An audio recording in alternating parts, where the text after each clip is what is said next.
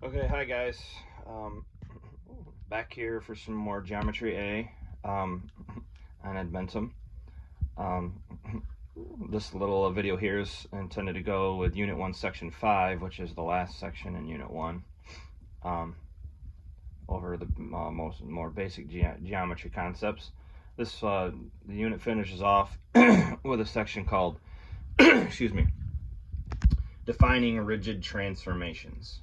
So basically, I'm just going to give you a few quick notes on what rigid transformations are, or more or less what rigid means. And my handwriting is not the greatest here, so I just wanted to see this part to begin with, and then I'm going to show you, show you a few examples like we did before, and get you going. So this piggybacks off of the last two sections that we did. Section 3 and Section 4, where we talked about transformations, and we did 4 transformations. We did dilations, rotations, reflections, and translations. Those are all types of transformations.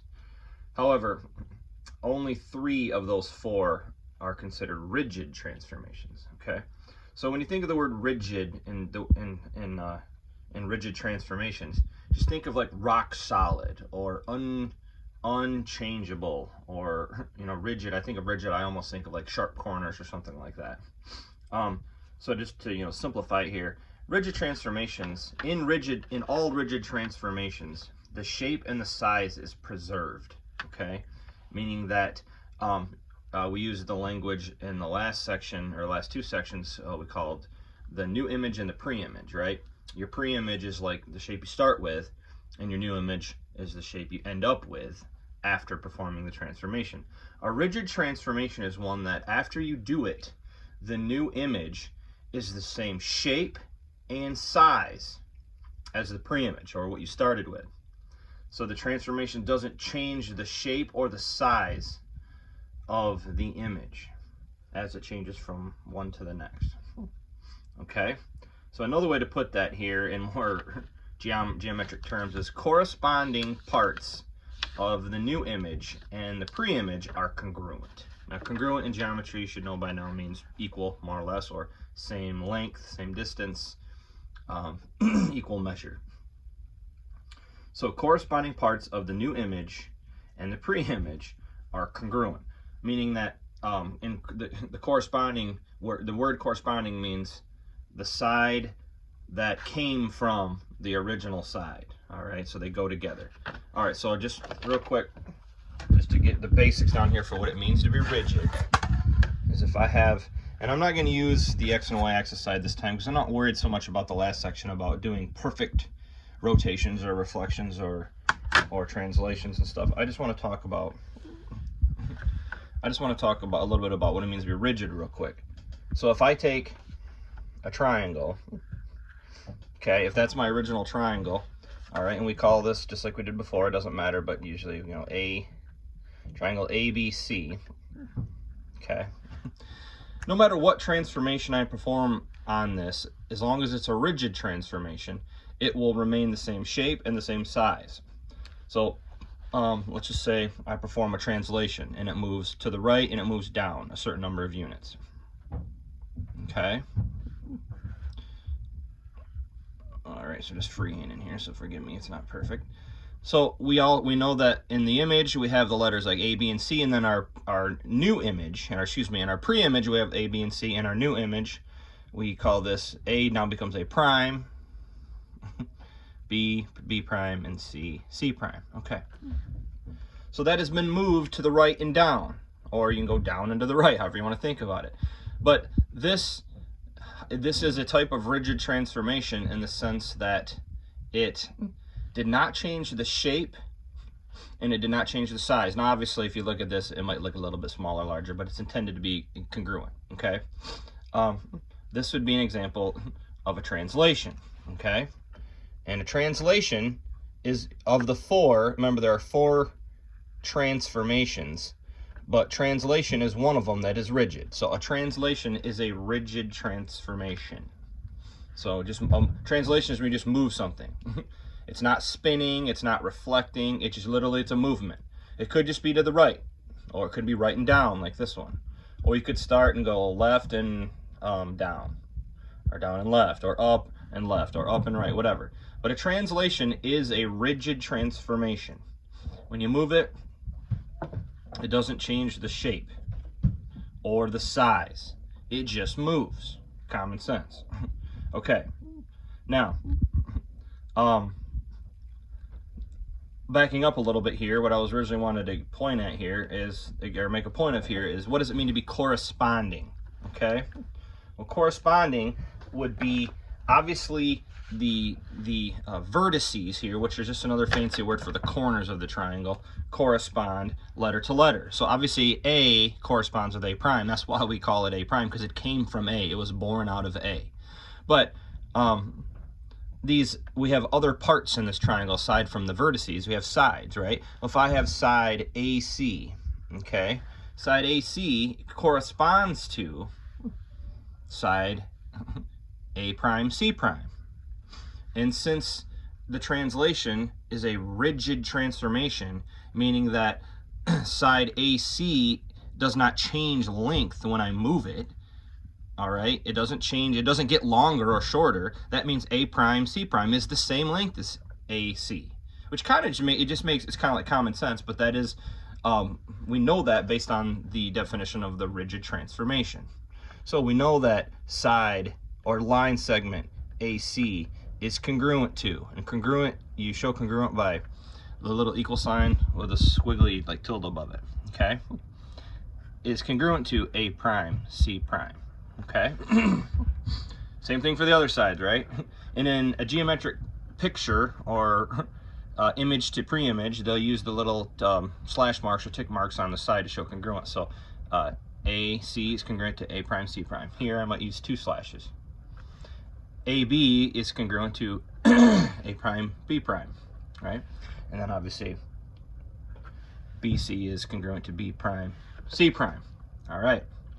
So, a rigid transformation, nothing change. The size and the shape does not change. That goes the same for the angles.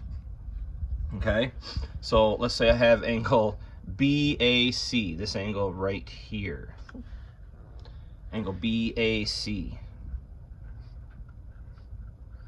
is congruent to its corresponding angle in the translated new image, right? Which is B prime, A prime, C prime. Right? Okay, because of the fact that in a rigid transformation, the angles don't change. Okay? They can't. If the angles change, the shape would change. If the side lengths change, then the size would change. So the side lengths don't change and the angle measures don't change. All right. So that's just a little more of an in-depth explanation of exactly what corresponding means. So what I want to do now is identify of the 3 transformations, of the 4 types of transformations, which 3 are actually rigid.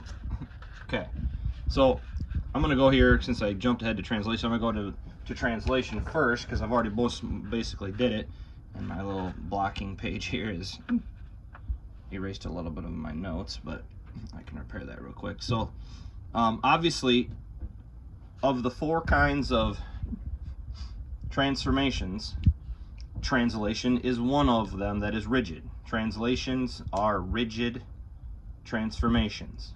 Okay, the distance from a point in the new image to its corresponding point in the pre-image is the same for all points. So this is important. I just showed you in the picture here that corresponding parts from the image to the pre-image are congruent or are the same length. So if AC maps to A prime C prime, then AC and A prime C prime are the same length. But this over here, this definition is pointing out another important thing about translations. Since they're rigid, okay, the distance from an original point to the new point, so the distance from A to A prime, okay, is the same for all points for corresponding point to new point. Okay, so in other words, here, this is simple. Let me just put a little extra color on this. So if I were to take and actually used, and you will need to do this later on in geometry, not necessarily now, but if I use the distance formula from algebra class, and I was on the x and y axis, and I found the distance from A to A prime, okay, obviously I don't know what that is right now. I could get a ruler and measure that, which it wouldn't be perfect because I freehanded this. But that distance from A to A prime is going to be the same exact distance from B to B prime. Oops. Because the distance from one original point to its corresponding point in the pre-image are the same in a rigid transformation of translation. Same thing from C to C prime. All right? Because we know the definition of a translation is to simply move something. And it could be going left, and it could be going down, it could be going up or right or whatever, or excuse me, up or right or in any direction, any combination of directions. But in this one here, let's just say we started from the blue and we moved down and then right. Well, the amount that I move the 3 points in the blue triangle is going to be the same amount for all 3 points. It's not like I move B a certain amount of points, but I move C a different amount of points, okay, or a certain distance. So if I go down 6 and right 8 from B to B prime, it's also down 6 and right 8 from C to C prime, as it would be down 6 and right 8 from A to A prime. Okay, so in a translation is a rigid transformation, and the distance from each original point to its corresponding point, that's the same distance for all the points in the shape. All right, in the image, from the image to the pre-image. Okay. So it doesn't matter what it is. It could be a square, it could be a rectangle, it could be an octagon. It could have 8 sides. It's from A to A prime, B to B prime, C to C prime, all the way around that octagon. That would be the same distance if you use the distance formula to find that distance. Okay. All right. Real quick here. Moving back over here to the quick notes. Okay. So we know that a translation is one of the 3 rigid transformations. Rotation. A rotation is also a rigid transformation. Rotation. The corresponding points from the new image and the pre-image are equidistant from the point of rotation. The corresponding points from new image and pre-image are equidistant from the point of rotation. Okay. That sounds complicated. It's not at all. It's not at all. So basically, what I want to draw your attention to here would be the clock. If I take the clock, and I'm not talking about digital clock, I'm talking about an old-fashioned hand clock, wall clock, whatever. Okay. The reason I drew the circle, not just because of the clock, is because obviously when we're talking about rotations, we're talking about degree of rotation. We know this already because we talked about the degree of rotation is measured in angle degrees, all right? Or like 90 degrees or 180 degrees or 270, all right? So you combine enough degrees, if you get to 360, that's a full turn, right? So let's go back to the clock. We know that in the clock, the 12 is here, right? The 6 is here, 3, 9, whatever. I don't need to draw the whole thing. 4 is here. So if I take just one of the hands, let's just take the minute hand, all right, and which would be the longer hand. If it's pointing at the 12, and then I let it twist or turn long enough to eventually, just so I can use a different color here, be pointing at the 4. So this is the same hand. This isn't 2 different hands on the clock. All right. Is the distance, let's call this point A. We'll call this point B, and we'll call this point C. So the hand is rotated clockwise a certain amount of degrees. It doesn't matter what the degrees is here. All right, let's say it's went 120 degrees.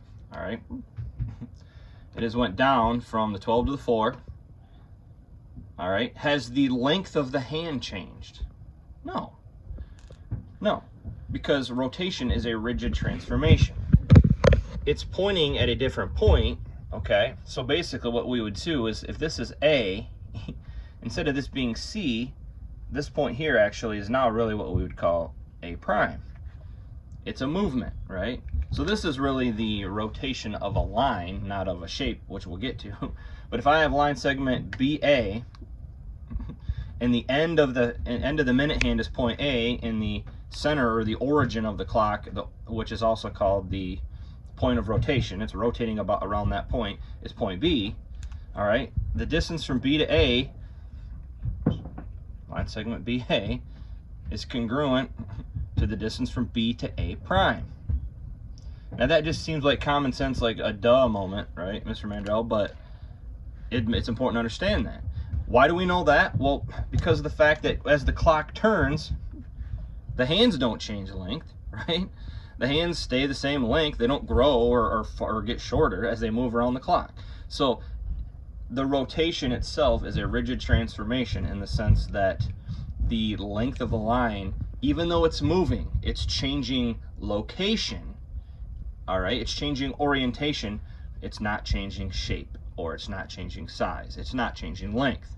Okay, the same rule in rotation applies to our two-dimensional shapes in a plane. All right, so if I have a point of rotation, now notice I'm not going to my XY axis and going to the point of origin now like I did before. It's not always a rotation around the point of origin. I can just pick up any point, and let's call this point E. Point E is the point of origin, or the point, I shouldn't say the point of origin, it's the point of rotation. It's not always 0, 0 on the X and Y axis. It's the point of origin, okay? If I take, let's take our friendly little triangle here that we start with, ABC,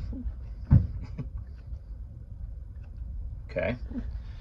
And I rotate the triangle, we're gonna rotate it clockwise by 90 degrees. All right, then it's going to be somewhere over. Now this is not going to be perfect, but it'll be close enough. Then it's going to be somewhere in this vicinity,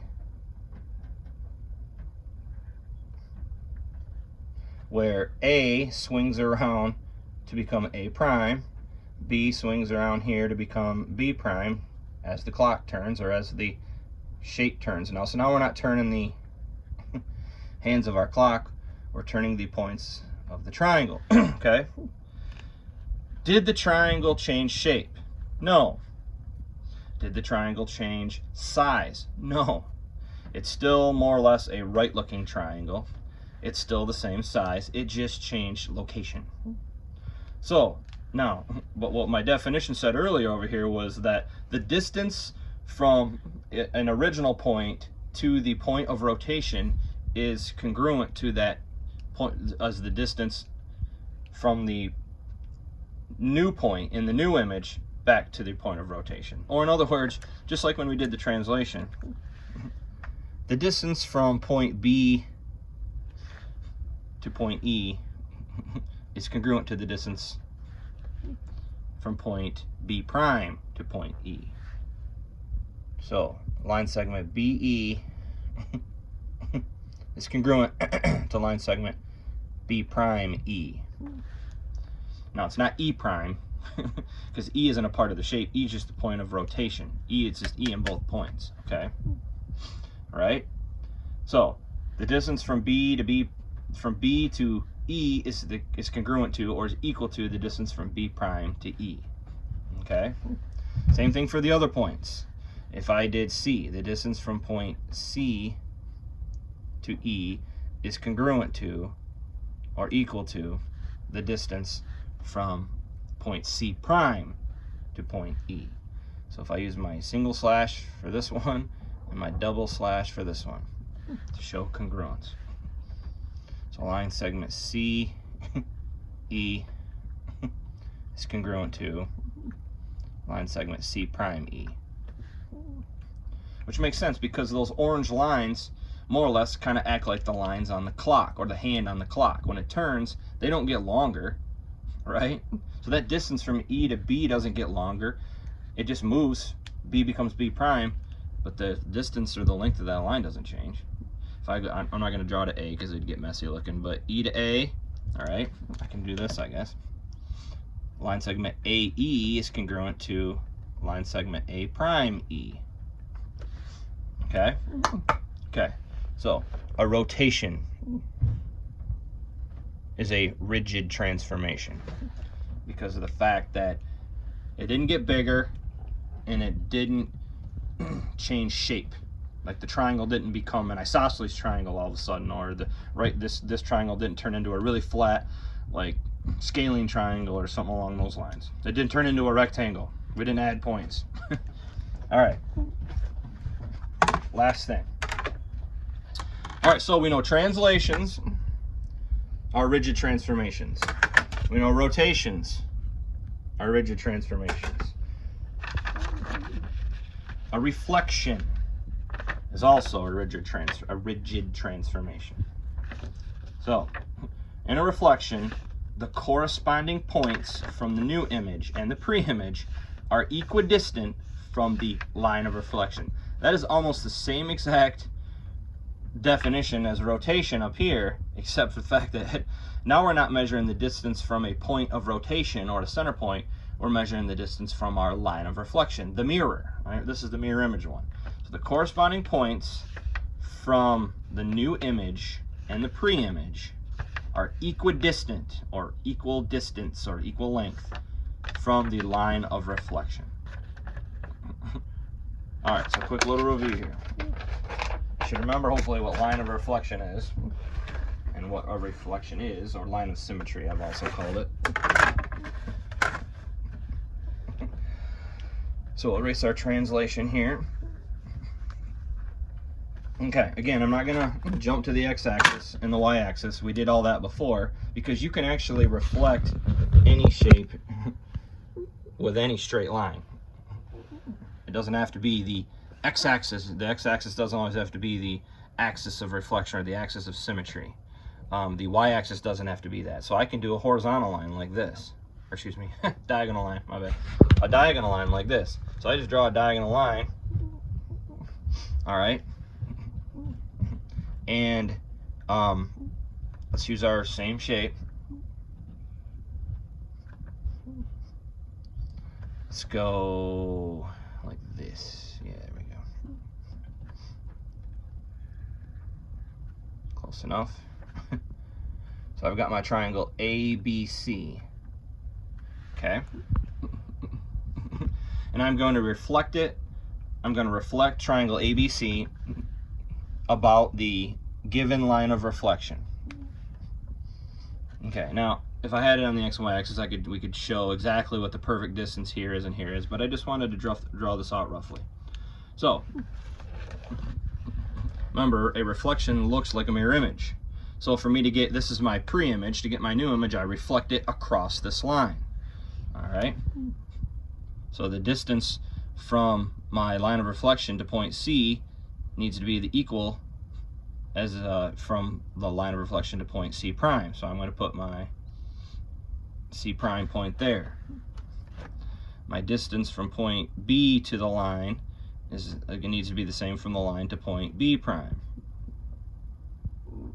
And the distance from A to the straight line needs to be the same from the straight line to my A prime. Okay. Now, obviously for me to do this perfectly, I should have grabbed a ruler and did all these measurements and so on and so forth. Or I could have done it on the x and y axis and used algebra to find the actual distances using the distance formula. Okay, but I wanted to make this a little quicker. So if I keep those distances equal or congruent, then the distances or the lengths of the sides will also be congruent.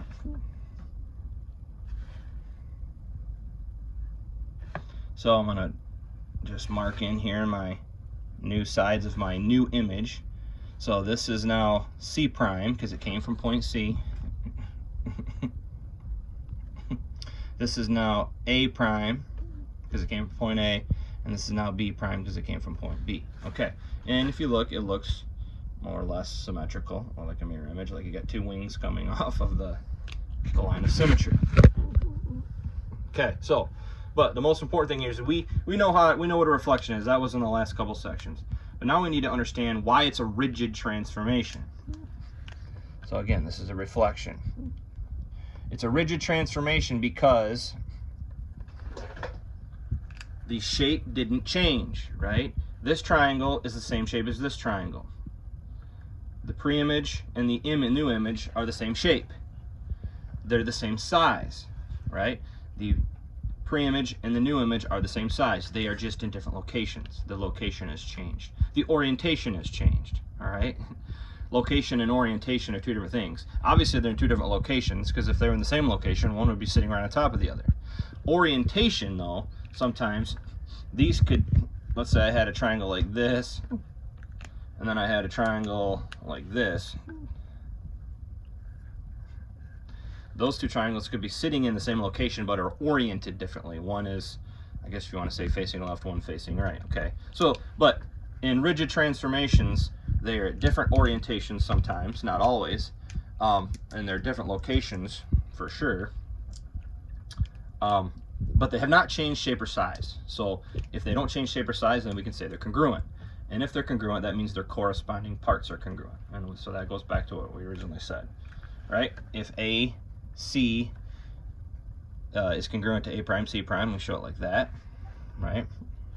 And AB is congruent to A prime, B prime. And BC is congruent to B prime, C prime. Now, more importantly, as far as the definition that I just read out loud here a minute ago, though, is this. Remember, they are equidistant from the line of reflection. Okay, so this goes back to, like, for rotation, those points, as they moved, they were the same distance from the center of the clock, or the origin, or the what we call the point of rotation. They're this equidistant, or the same distance from the line of reflection. So the distance from the line of reflection to C, all right, is congruent to the distance from the line of reflection to C prime. So if I give that point of intersection, the intersection point of that line, a name, let's call that point X, all right, that means CX is congruent to C prime X. Okay? Same thing for point B and point B prime. All right? These are congruent. Let's call this point Y. So, that means BY is congruent to B prime Y. All right, and then I could do the same thing for A, but that'd get pretty messy coming across there. If I went A, well, I can go ahead and do it, I guess. If I went from A to A prime, all right, getting kind of rough here. Give them the 3 dashes. All right, we'll call that point of intersection point Z, why not X, Y, Z? So AZ is congruent to A prime Z. Pen's getting a little rough. Okay, so that's a rigid transformation because of the fact that, again, the shape has not changed size or shape. The images haven't changed size or shape, they've just changed location. And we know that in reflections, they have basically the corresponding parts have equidistant measure from the line of reflection. Okay.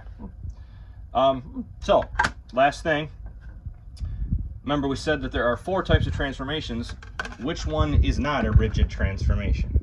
Well, these are the rigid transformations: rotation, reflection, and translation, which leaves dilation. Dilation Dilation, if you remember, we already did dilation or talked about it. That is where an image, I should say, actually changes size. That is the increase or blowing up of a shape to a larger size or shrinking down to a smaller size. Right? And that was, we talked about scale factor, where if you multiply by a specific scale factor, you can change the shape by blowing it up or shrinking it down. Since that's a change of size, that's not a type of rigid transformation, because the corresponding sides would not be the same length. In other words, to exhibit that, why isn't a dilation a rigid transformation? We know in rigid transformations, like I've said a million times here, the size and the shape doesn't change, right? So if I take my trusty original triangle that I started off with here as A prime, or ABC, and let's say I shrink it down. I'm going to multiply by a scale factor of 1/2. So we shrink it down to half the size. Now this is my A prime, B prime, C prime. All right, so dilation. Dilation by a scale factor of 1/2. Okay. This is not a rigid transformation because of the fact that the angles would be the same. Let's say this is a right angle. Okay. All right, the angles are retained when you shrink it down, or if you were to even blow it up, these would all be the same angle. Like, let's say this is a 30 and this is a 30. All right, which would make this one a 60. Right? Okay. Because we know that all three angles have to add up 180 degrees. So we'd have, the angles would be the same, but the sides are definitely not the same length. The corresponding sides, AC to A prime C prime, is definitely, they are not congruent. This one's bigger than this one. BC is not the same size as B prime C prime. My pictures aren't scaled perfectly, but you get the point. AB is not congruent to A prime B prime. So that's why it's not a rigid transformation. Okay? All right. Let me know if you have any questions. Feel free to contact me, and if you need any help. This is going to be the only video I'm going to make this week for Unit 1, because I think some of you guys need to really get caught up and push on getting the earlier parts of Unit 1 done, since some of you are a little behind. And what I'd like you to do is focus on, in the next week, from starting tomorrow into next Wednesday, getting those done along with this one, and getting the post-test for Unit 1 done.